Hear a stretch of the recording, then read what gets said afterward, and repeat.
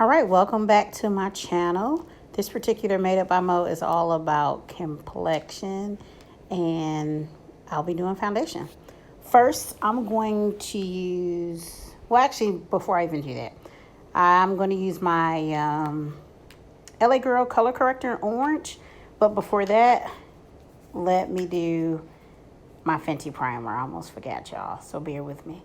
So this particular primer, I apply to my skin before I put any makeup product on. And I just use a little bit, just apply it all over. Primer is so important for your foundation because it helps for your foundation to stay in place and wear better throughout the day.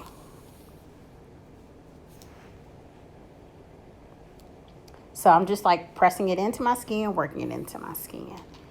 Okay, so after I have done my primer, I will then go in with my color corrector.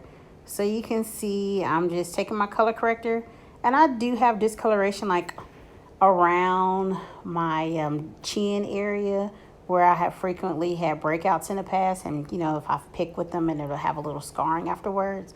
So I have some discoloration there. So, and I got this pimple that's in the way. But I'm putting my color corrector in those areas. Also put a little bit of the color corrector underneath my eye area because I want my eyes to be nice and bright and to stand out. I don't have a lot of discoloration, but I do like to minimize it. So I'm just going to go in with my, it's a concealer brush, but I use it for color correcting just to blend out those areas. So I'm just blending very well, just to make sure everything looks smooth because I want it to look seamless when I put my foundation on top.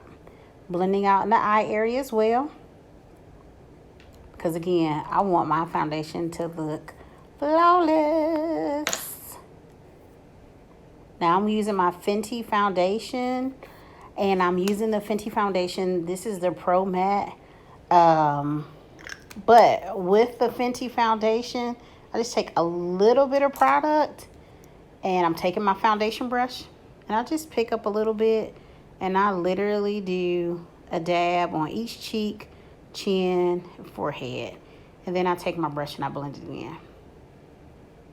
So I just work the product into my skin. So with my brush, I'm kind of using like a, it's like a buffing technique to buff it into my skin. Now, I'm going to be honest with everybody. This technique does not work that great if you do have textured skin. So for somebody who may have textured skin due to adult acne, or maybe if they have larger pores, this technique may not work as well for you. But in another video, I can show you a technique and the proper tool to use that will work well for your skin type and for you that I've used on my other clients in the past. But this particular technique that I'm doing just works well for my skin type and for my foundation application. So I'm just going in with a little bit more of the Fenty foundation, and I'm just working it into my skin. So all I did was do a pump of foundation, and that's what I'm using to apply. I'm not like using 3 and 4 and 5 pumps of foundation. Just one pump of foundation is enough. And I'm getting the coverage that I desire, working it into my skin, and just really buffing and blending it well into my skin. I concentrate first like on my cheek and my chin areas, because typically that's where I need the most coverage at. But I don't forget about my forehead area. I always go back in and get that taken care of. So I'm just buffing everything in, making sure that it looks smooth and nice and even for me. So far, so good. Sometimes if you're doing your makeup, make sure that, not sometimes, rather all the time, when you do your foundation, make sure that you have great lighting, because lighting does make a difference. Now, I'm using a ring light because that works well for me. But if I didn't purchase a ring light and if I didn't have one, I would use a room in my house that provides the most lighting. Next, I'm going to use my Nars concealer, and I'm just using this in areas, and I'm just going to apply a little bit underneath my eye area. And I'm going to apply under both eyes. And I'll also do a little bit after I do both of my eyes. I'm going to do a little bit down the bridge of my nose. And a little bit on my forehead, not a lot. So technically what I'm going to do is like a soft highlight technique, but nothing too dramatic.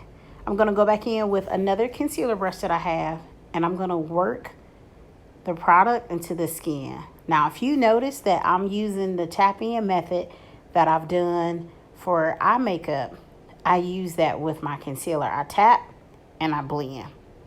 So make sure that if you have a comment, or if you're like, hey, Monique, what are some other things that I could do for complexion? Comment down below. Don't forget to like and subscribe so I can show you all some more content that I do have.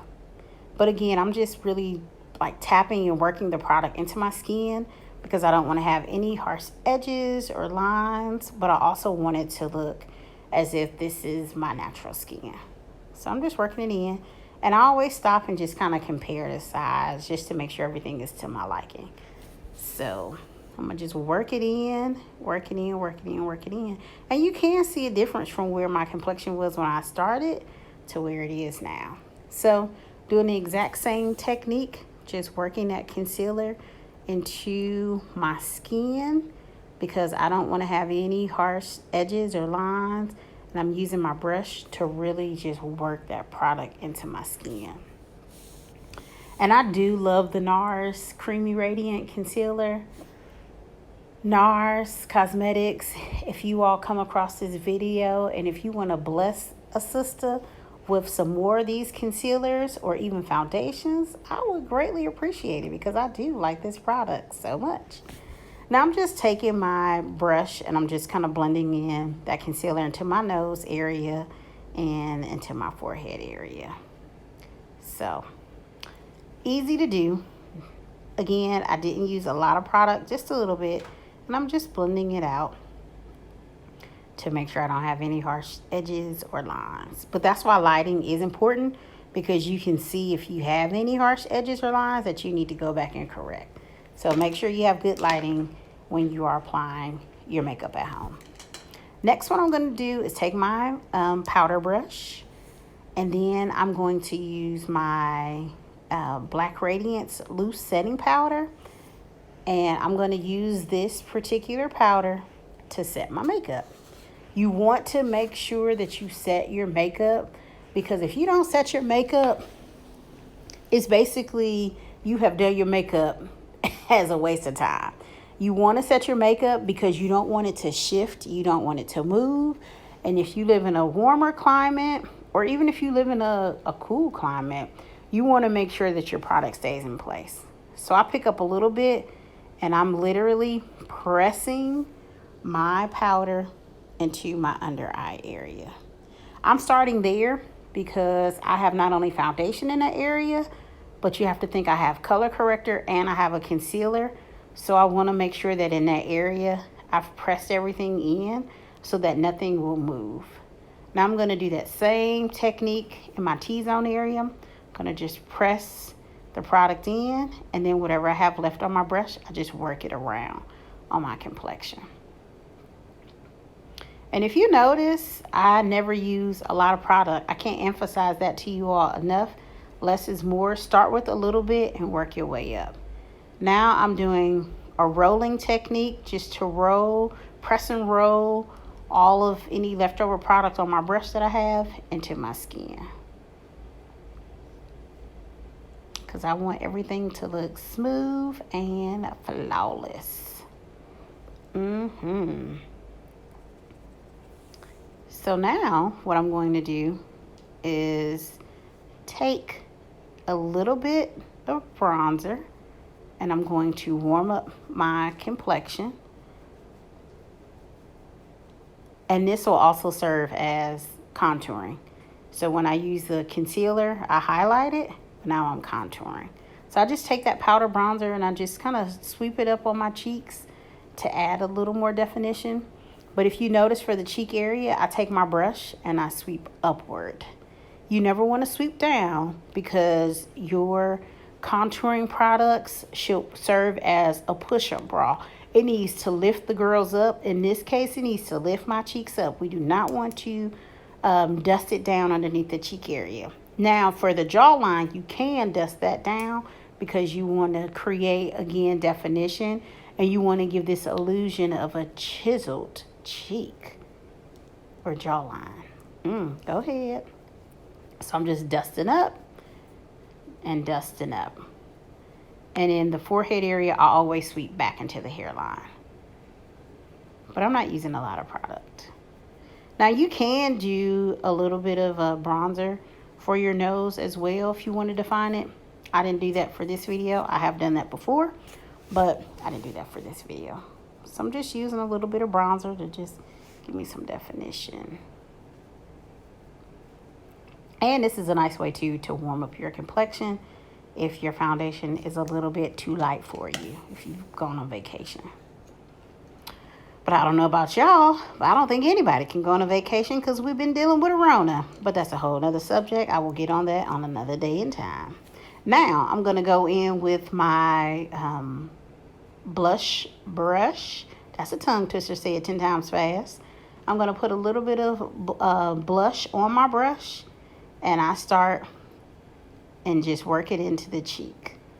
So I like to work it on my cheekbone. And I do put product on the apple of my cheek.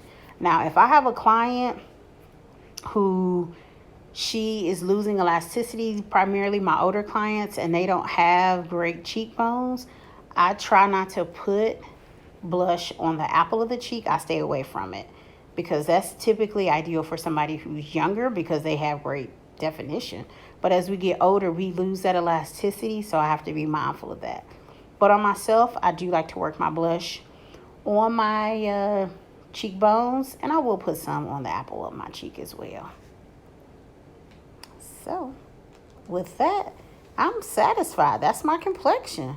So thank you all so much. You have been made up by Mo. We're good to go. See you all next time. Bye-bye.